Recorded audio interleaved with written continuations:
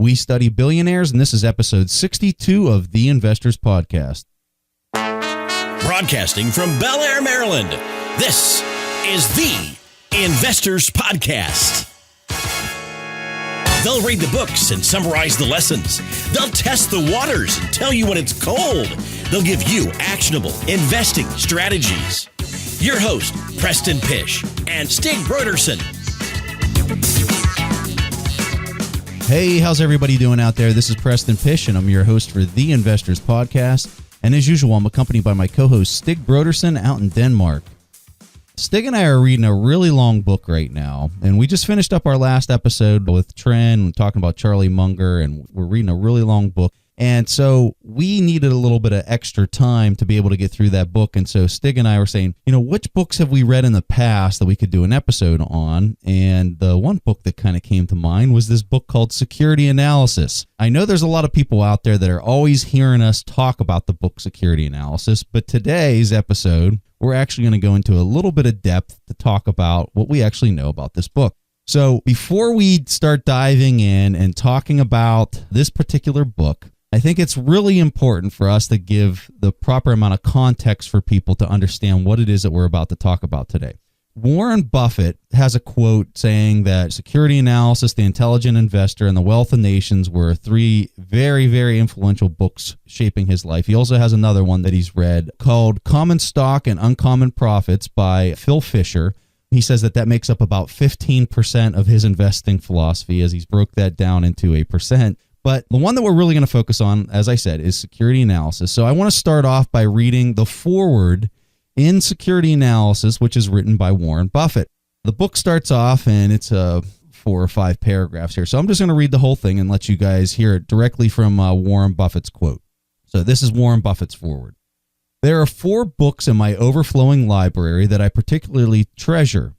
Each of them was written more than 50 years ago. All, though, would still be of enormous value to me if I were to read them today for the first time. Their wisdom endures, though their pages fade. 2 of those books are first editions of The Wealth of Nations by Adam Smith, and that was written in 1776, and The Intelligent Investor by Benjamin Graham, written in 1949. A third is an original copy of the book you hold in your hands, Benjamin Graham and David Dodd's Security Analysis. I studied from Security Analysis while I was at Columbia University in 1950 and 1951 when I had an extraordinary good luck to have Ben Graham and David Dodd as teachers. Together, the book and the men changed my life. So he keeps going into, he keeps going here. There's a little bit more. But at the very end, he says, and so the 4th book was a very special edition that David Dodd's daughter gave to Warren Buffett, and it was the original handwritten notes that David Dodd had of this book. So that just shows you how much this book really means to Warren, and it's pretty amazing to know that he got the original copy written by David Dodd. So a lot of people don't know David Dodd's influence on the book, but David Dodd was basically like a teacher's assistant to Benjamin Graham. He assisted Benjamin Graham, and when Benjamin Graham was giving his lectures in class, David Dodd was really doing the nug work and working very hard to write down everything and make sure it was all captured, and then it was compiled into this book. So that was really David Dodd's role. A lot of the thoughts and a lot of the ideas of how Graham thought, those were all Graham's ideas really for the most part. From my understanding, those were Graham's thoughts, and David Dodd was more of a scribe whenever you look at Security Analysis. Now, I'm sure David Dodd had some of his own thoughts that he put in here, but for the most part, a lot of people out there attribute most of the ideas in this book to Benjamin Graham.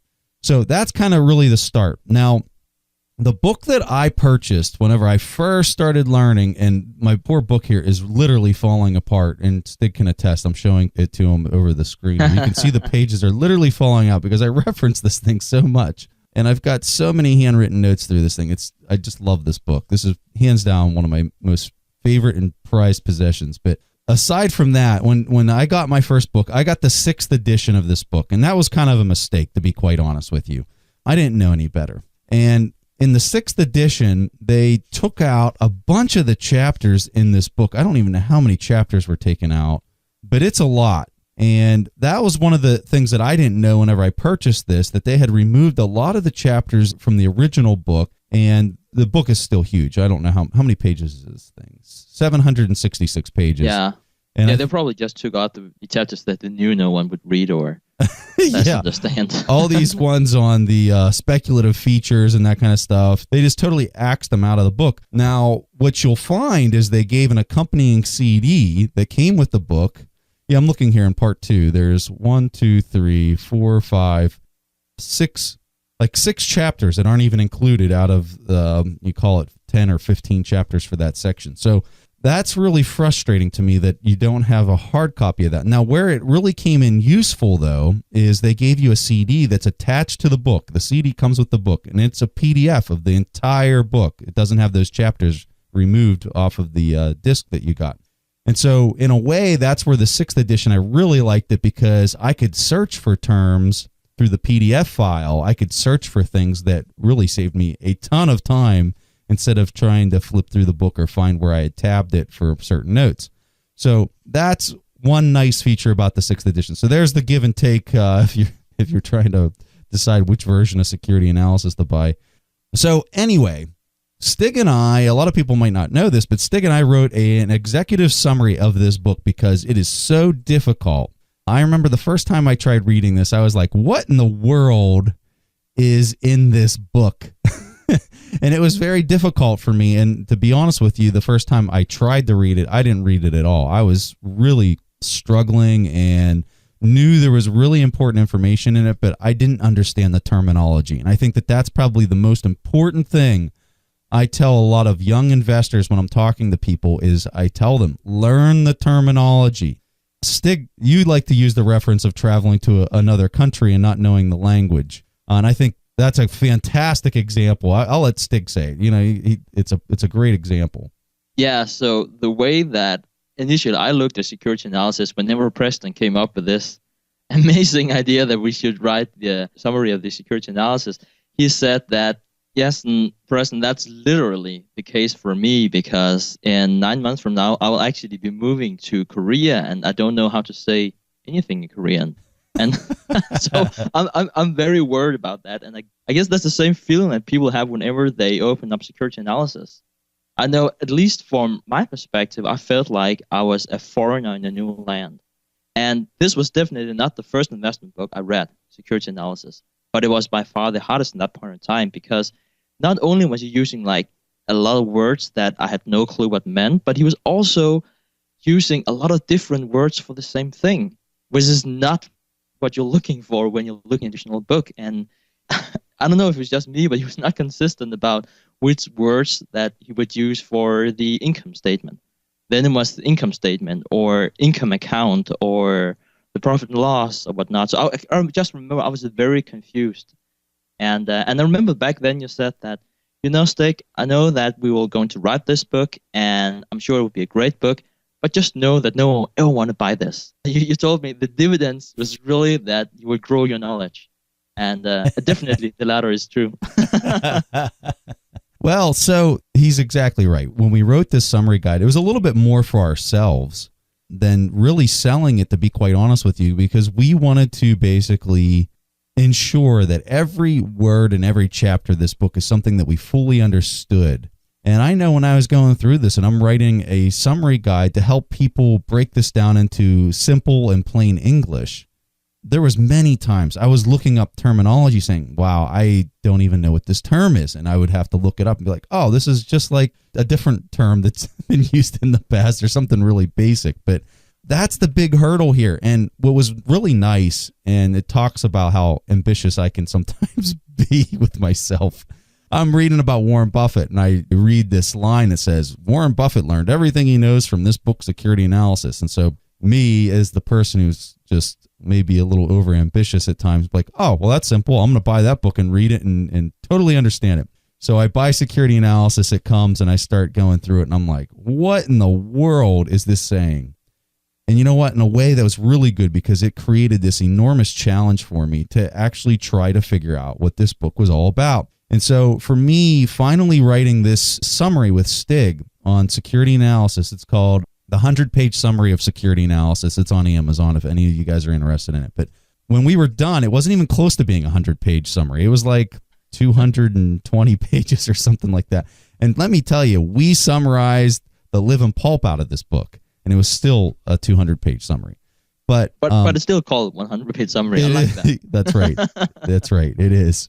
But just so people know, though, that our intent in writing that was really to make the language of this book more understandable, just more comprehensible. Now, where we kind of weren't able to go into a lot of detail is the thing that you'll learn about security analysis. Ben Graham was like the master of using real world examples to demonstrate an idea. So he would come up with an idea about, say, something on the income statement. Well, what Ben Graham would do is he'd go out and he'd find 5 to 10 to 15 different companies, and he'd say, these are all the points that I'm trying to make, but you're seeing it through real world example companies on the market today back in the 1930s. And he would represent those ideas with real world examples. And that's what really, I think, set Ben Graham apart from any other financial investment author out there, is he did some really hard work showing quantifiable facts backing up his opinions.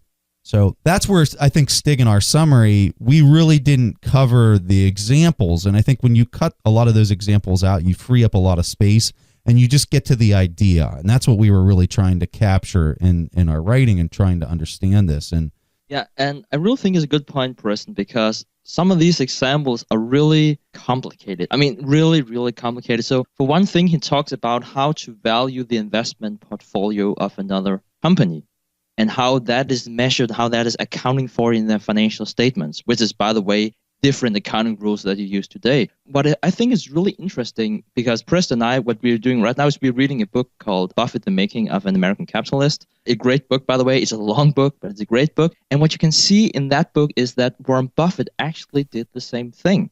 And I think he actually got that idea off security analysis. He was actually buying another company that had this huge investment portfolio and forced that company to sell all those securities and distribute that as dividend to the shareholders, just as he had read in Security Analysis.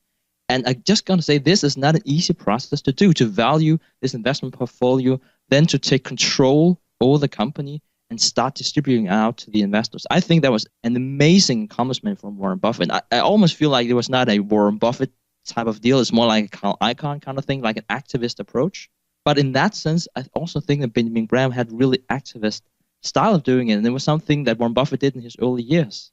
So what I want to do at this point is really kind of just talk about the key points that are found in this book and the layout that Benjamin Graham chose to go through this book. There's no way we can get into the specifics of some of the ideas that are discussed in here. We do that in the summary, but to talk about it over the podcast is going to be very difficult to make any kind of sense. But what I do want to do is I want to break out and talk about the different parts that the book is broken down into so you can kind of understand what's inside of it and what there is. So the book starts off, there's part 1, it's 5 chapters long, and it's called Survey and Approach. And this is where Ben Graham really kind of lays down the law from a very high level sight picture where he really talks about this idea of intrinsic value, talks about these ideas of risk, talks about the different asset classes, whether you're talking about stocks, which is also called equities, or fixed income, which is commonly referred to as bonds. And he basically shows the reader where those fall. So when you're buying equity or you're buying stock,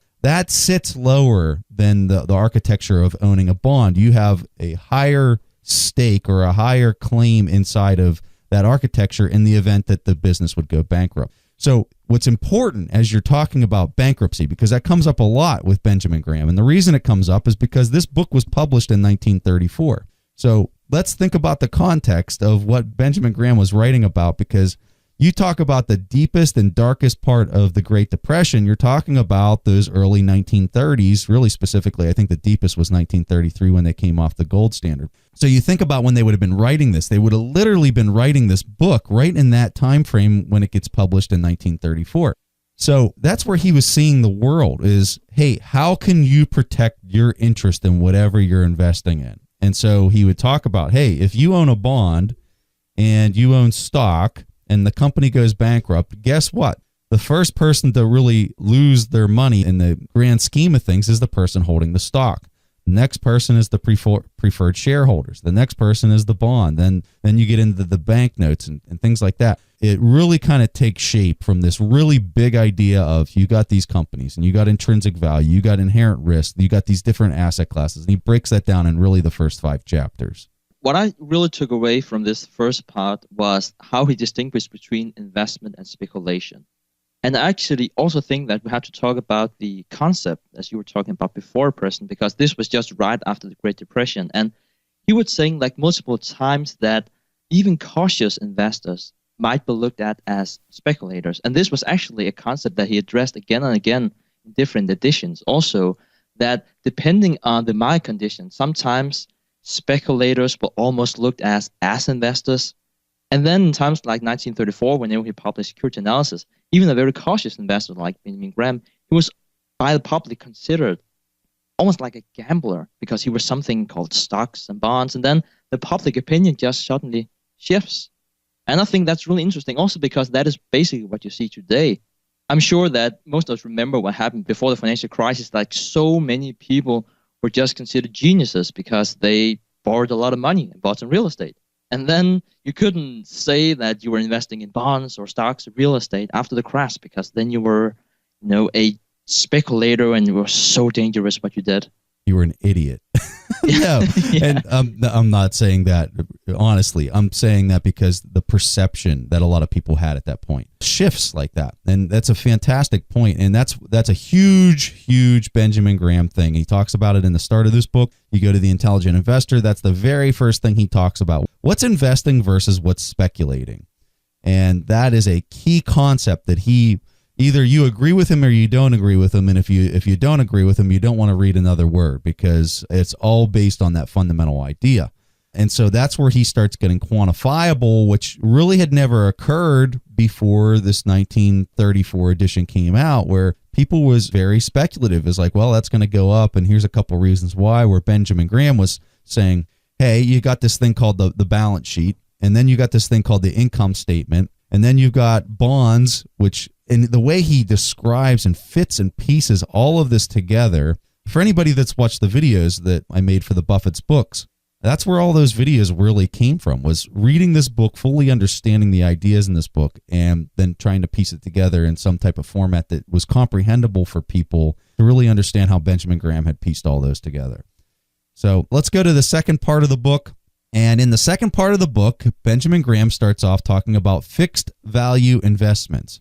So he's talking about bonds. And how many chapters are there? 15 chapters on bonds. And so he starts off in the book, if I remember right, he starts off in the book and he says, you know what? One of the biggest banks in New York is using this method to basically value fixed income securities, which are bonds.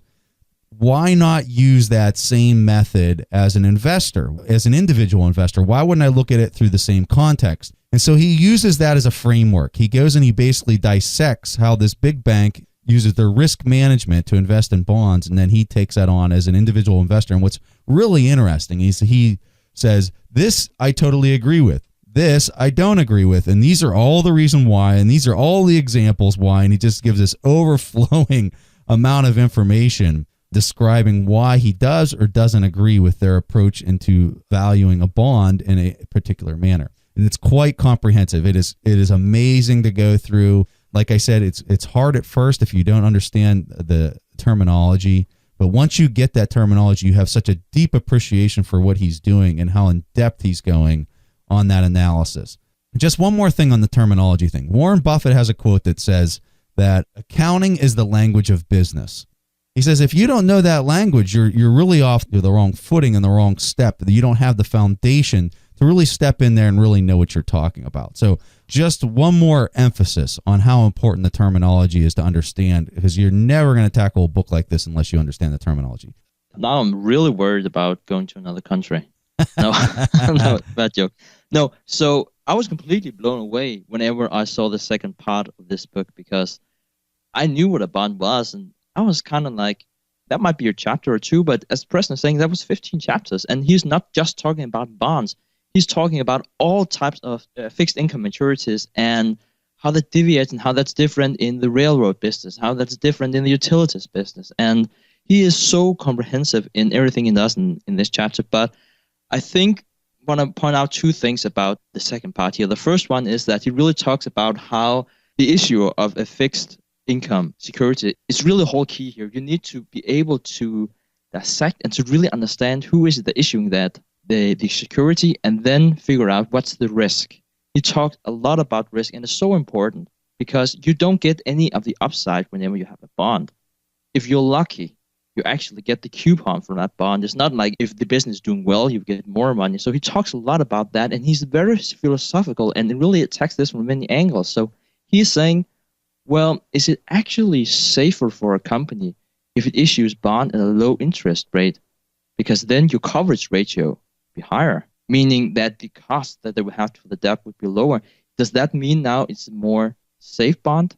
I think it's so important really to understand whatever you buy a bond, it's really an IOU. And if you don't understand who the issuer is, really fully grasp that, you're just starting off on the wrong foot. And you should always look at the risk before you think about the return. A topic that comes up a lot about this book, and I get asked this question a lot, is that book even still relevant? It was written back in the 1930s. Why do I really need to read that? It's so out of touch with the current markets today. And boy, I'll tell you, I couldn't disagree with that idea more. When I look at books today and new modern versions of this book, I'll tell you folks, my opinion is that this book is so relevant today. I just so disagree with that. I'm curious to hear your opinion, Stig. I'm assuming you agree with me. Well, yeah, generally I agree with you. I think the book is irrelevant for some types of investors. I definitely think that the intelligent investor, which is more, let's call it a more simplified version of security analysis, that's important to understand for all investors, like 100% of all investors out there.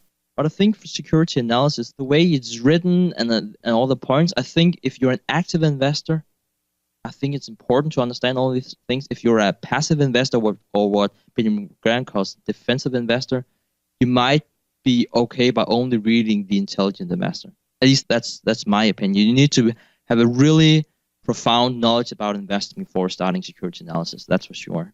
All right, so let's go ahead and move into the third part. And the third part of the book is titled Senior Securities with Speculative Features. This part of the book has 5 chapters. And this was a really interesting one for me because really you're not exposed to a lot of this stuff when you're talking about privileged issues. And this is when you get into things that are convertible, participating, and subscription-based bonds and preferred shares. So it's kind of something that a lot of people don't talk about, a lot of people don't really understand. And I think that this section here was really important for me to just read and try to understand for the first time. And it was really quite interesting as you go through it. What's neat when you're going through some of these more privileged type securities, you get into combinations, I guess is the best way to put it, where you're mixing equities with fixed income and you're talking about how you can convert those from one to the other. And that's what this is really getting into. And to tell you, it's really helped me out as a business leader and as a business manager and when I'm looking at things, because I'm constantly trying to understand, first of all, how an asset is structured, but more importantly, how can I be more creative with the way that it's set up so that it accounts for the time function, the growth function, and things like that as you're looking through the progress of how a business might progress. Something that's really quite interesting whenever I watch a show like Shark Tank and you're watching these guys who are definitely on their A game, structuring a business and structuring the equity of, I'll do this as venture debt and I want it convertible into equity. That's what they're doing. That's what they're really kind of setting this up for, where they're minimizing their risk and they're setting it up so that the original founder of the business might have an advantage up front, but then they lose that advantage as time progresses and they actually show maturity and show growth within the company to produce revenue and net income, their bottom line.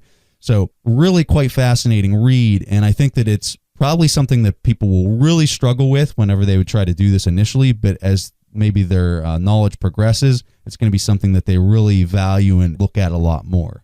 I'm really happy that you said the last thing, Preston, because I don't know of any author of the book that discouraged potential buyers of the book as much as we're doing.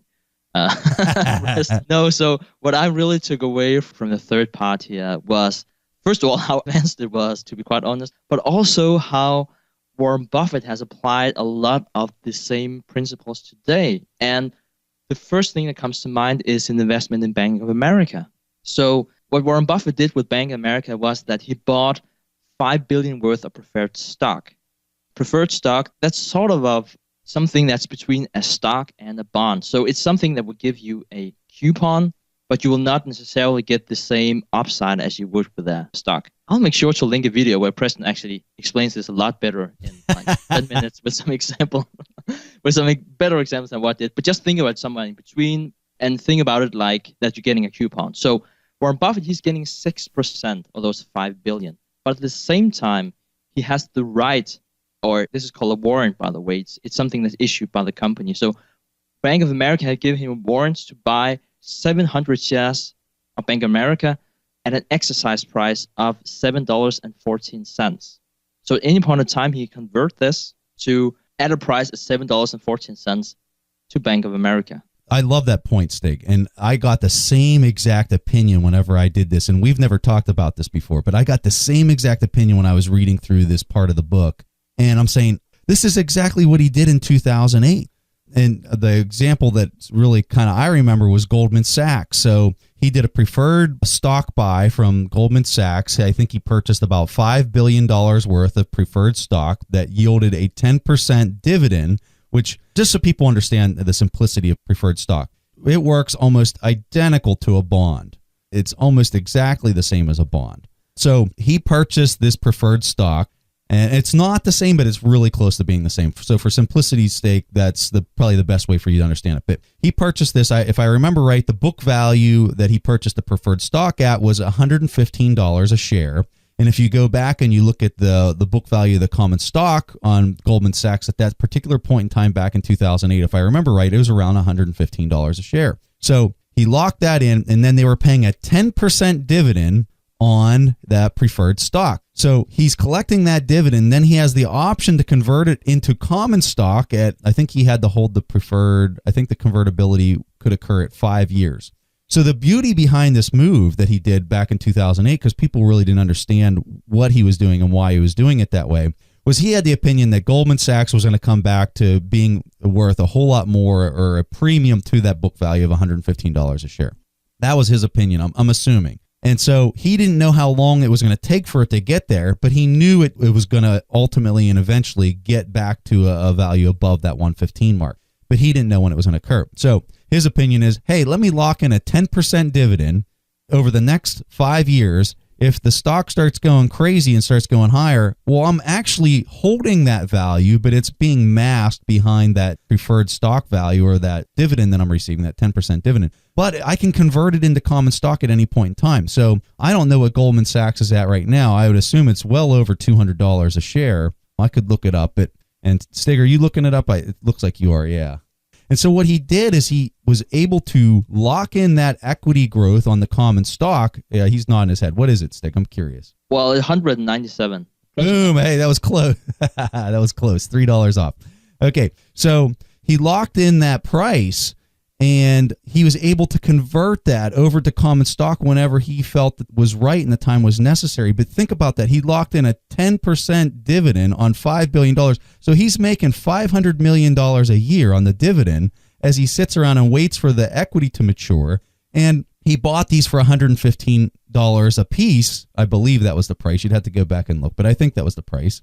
And so he almost had 100% growth on the equity. That's what he learned from this third part in the book where you're talking about these senior securities with speculative features. He read this book, he understands these ideas, and he applies these ideas. And it's hard to really find some of these investors that you see on TV. I'm not going to name people, but you really don't see people like that talking about these really amazing. I mean, you can see why this guy's a prodigy at this stuff. And you don't become a prodigy without reading this kind of stuff. And so Stig's point is just so fantastic. And I'm so glad that he brought that up, because that probably describes this part of the book probably better than anything else in a real example that people can really kind of digest. So with that said, we're going to go ahead and move on to the next part because we're getting a little long. In the fourth part of the book, he goes into the title of this is Theory of Common Stock Investment, the Dividend Factor. And there's 4 chapters for this that are talked about in this section. And really what Graham's getting at here is he's just talking about stocks that pay a dividend. And, Graham is really big on only buying companies that have a dividend. Now, Warren Buffett has really ventured away from this idea where he doesn't necessarily need to receive a dividend. In fact, I would say he might even prefer to not get a dividend because of the tax implications and things like that for the business. But Graham had a different approach, and Graham really favored the dividend. If a company was holding too much retained earnings from what they had, profited over the years, he was a big proponent that should be released back to the shareholders through a dividend. And so he talks about some of those ideas in this fourth part.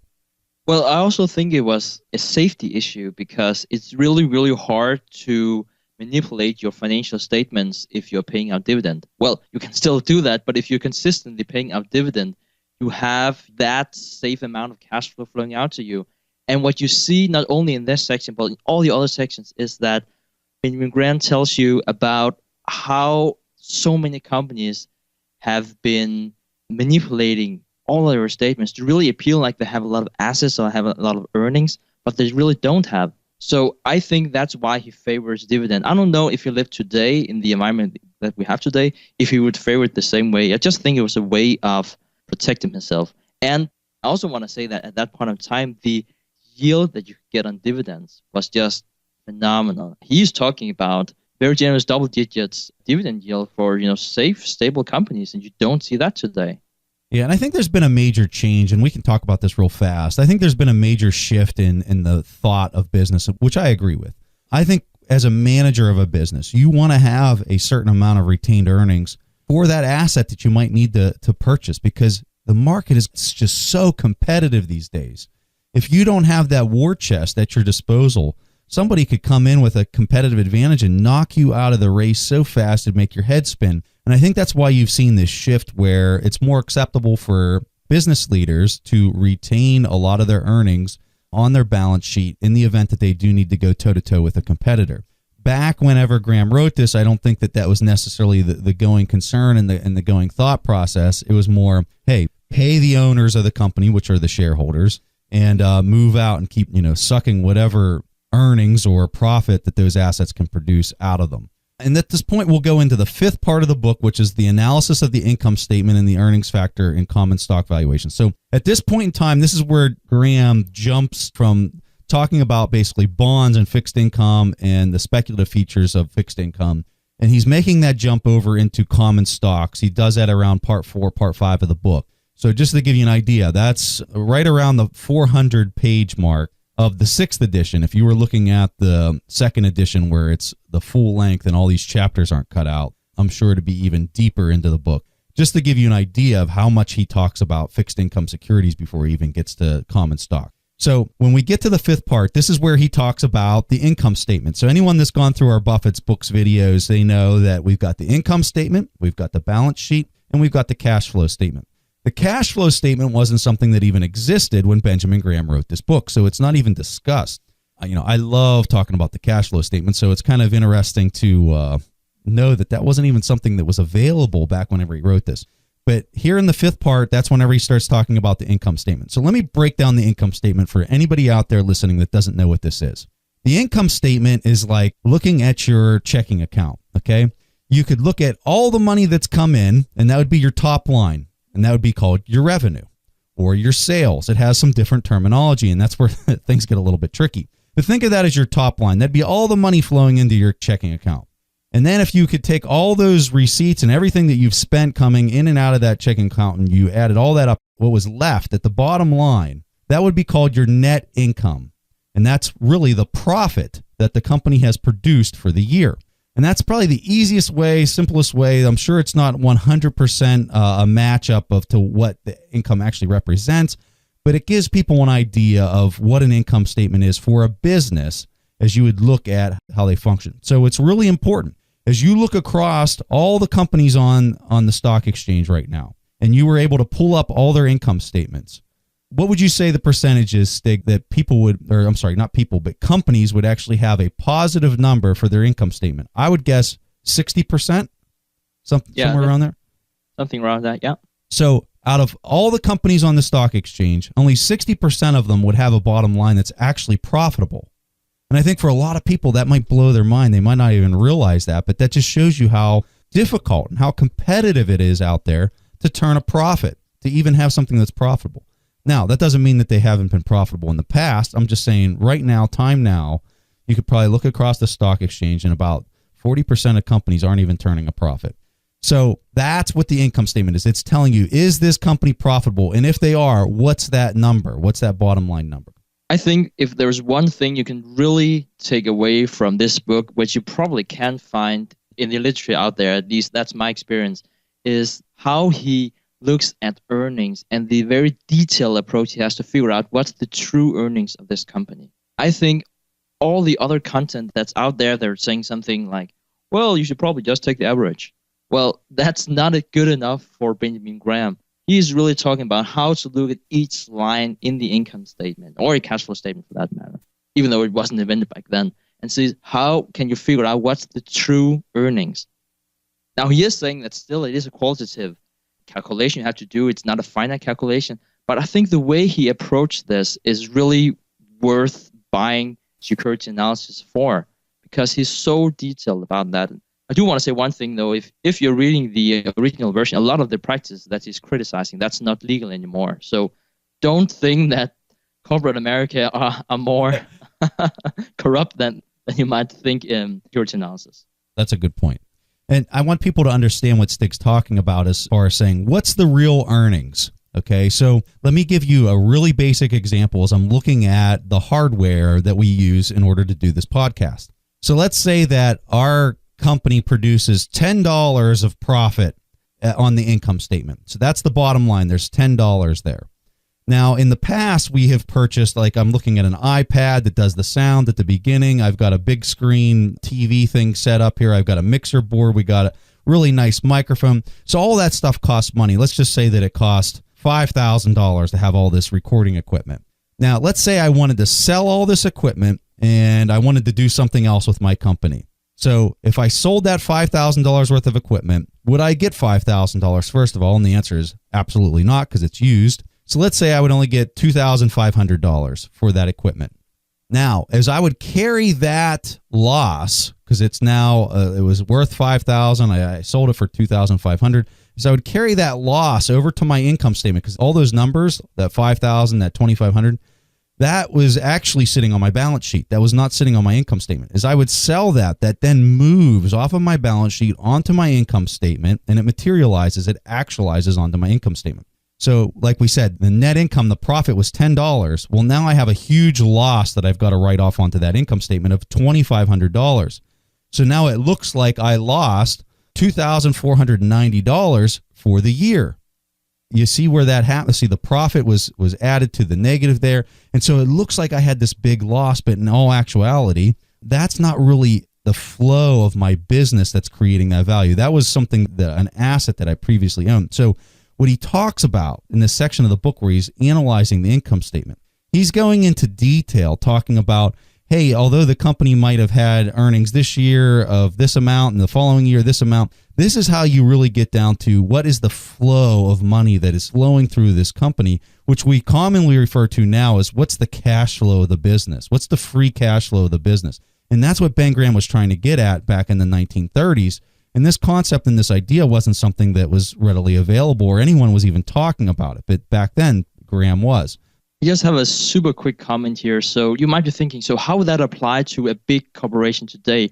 I think the best example I come up with was Starbucks back in 2013. They had a huge lawsuit from Kraft back then, and they raised basically all of their profits from that year. And what Benjamin Graham is talking about is that what is a one-time charge and what is a part of the general business. And you need to be able to distinguish between those two. If you only look at the bottom line at listed businesses, you're really heading for trouble. You must understand how are these earnings derived. So it's just a super brief example. If you want to look up on that, on Starbucks and what happened in 2013, I would definitely suggest that we do. It's a really interesting case. But just to see how you can just find earnings disappear from one year to the other and then be highly profitable the next year, that's all accounting, basically. So as we go into the sixth part of the book, this one has, it looks like another 4 or 5 chapters for this one. And this is all about the balance sheet. So the first one you talked about the income statement. I briefly talked a little bit about the balance sheet there. So those ideas would then be meshed into this sixth part of the book. Then as we go into the 7th part of the book, this is additional aspects of security analysis. And what he's really talking about this section is the discrepancy between price and value. So he has another 7 chapters in this section. And that's a really important part because that's where he's throwing out all these examples of what's this company worth with these different dimensions on their income statement and balance sheet. What I think a lot of people would not know, and a lot of people would think, is that there's some intrinsic value calculation found inside of this book. I think that really surprises a lot of people. But with that said, I think everyone can agree. I mean, you can pull up Warren Buffett's shareholder letters, and the fine print, he says that there's discount cash flow analysis that's done for him to determine the valuation of his equities or his stocks. So we know that the discount cash flow calculation is what he's doing. We teach 2 different methods for the discount cash flow on the Buffett's Books website. So if you go there, you can look that up. But here's the thing. There are a lot of different ways that people can calculate the intrinsic value through discount cash flow models. There's monstrous textbooks out there that just talk about different techniques for calculating intrinsic value. So I would highly encourage people to go out there, see what works for you. And in some cases, it's dependent on the company that you're looking at. You might have a company that's growing like a weed. Well, that's, you got to look at that a little bit differently than a company that has a lot of stability, which is how Warren Buffett likes to value companies.